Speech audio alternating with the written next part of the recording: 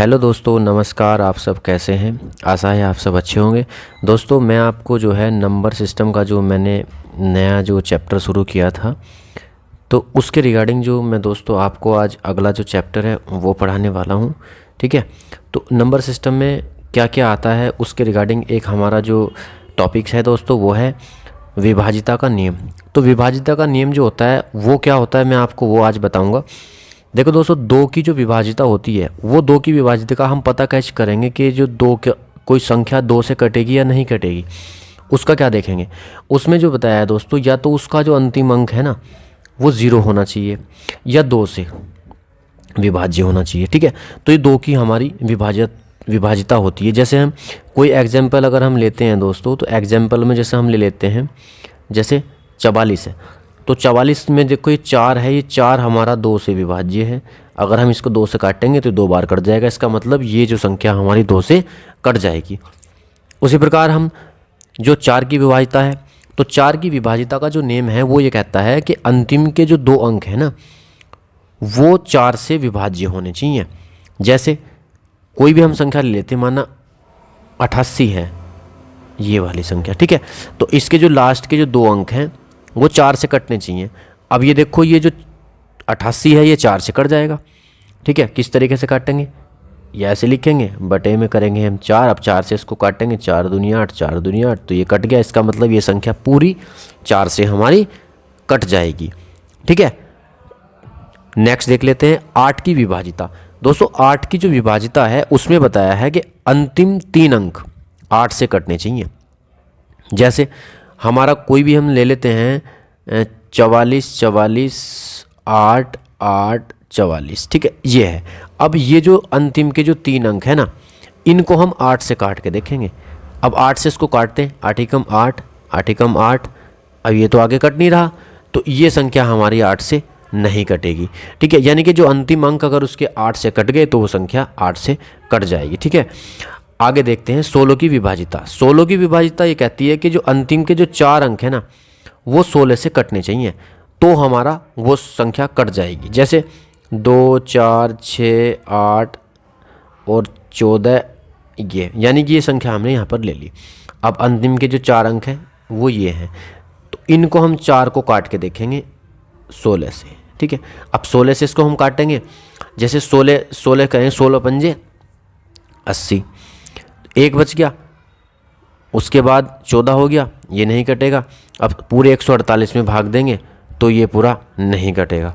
तो दोस्तों, ये संख्या हमारी 16 से विभाज्य नहीं होगी, यानी कि उसके जो अंतिम 4 अंक हैं वो 16 से कटने चाहिए। ठीक है, आगे देख लेते हैं हम दोस्तों 3 की विभाजिता। अब 3 की जो विभाजिता है वो क्या कहती है, 3 की विभाजिता देख लेते हैं।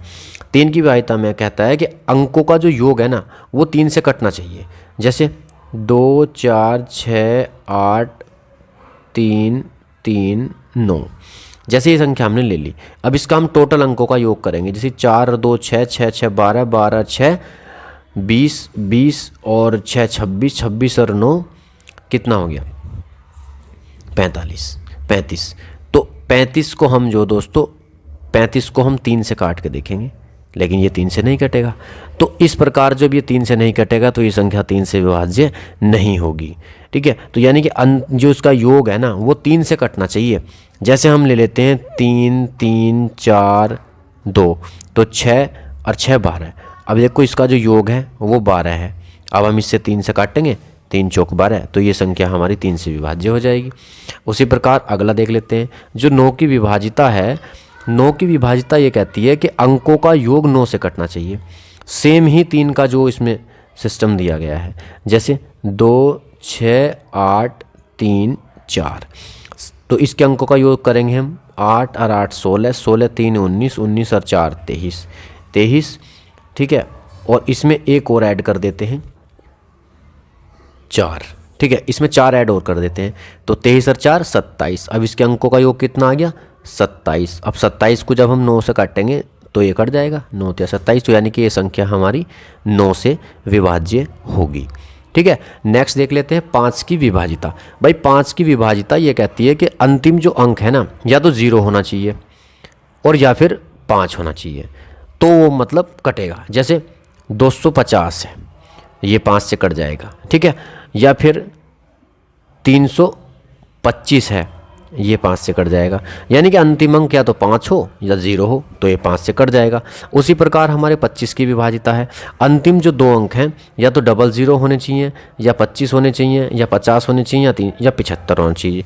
जैसे 375 है, इसके आगे और लिख देते हैं 81, या हमारा हम लिख देते हैं 2, ये वाली संख्या लिख देते हैं। तो ये सब हमारी जो संख्याएं हैं ये 25 से विभाज्य हो जाएंगी। उसी प्रकार आगे देख लेते हैं 11 की विभाजिता क्या कहती है। 11 की विभाजिता ये कहती है कि संख्या के एकांतर अंकों का जो योग है ना, वो या तो 0 होना चाहिए या फिर 11 का कोई मल्टीपल होना चाहिए। जैसे ये जो संख्या हमने यहाँ पर ली थी, उसी प्रकार इसका जब हमने योग किया तो 4 है, अब इसका योग यहाँ पर 4 आया, यानी इसका जो अंतर है वो 0 आया, तो यानी ये संख्या हमारी 11 से पूरी कट जाएगी, ठीक है। आगे देख लेते हैं हम कुछ मिश्रित विभाजिताएं।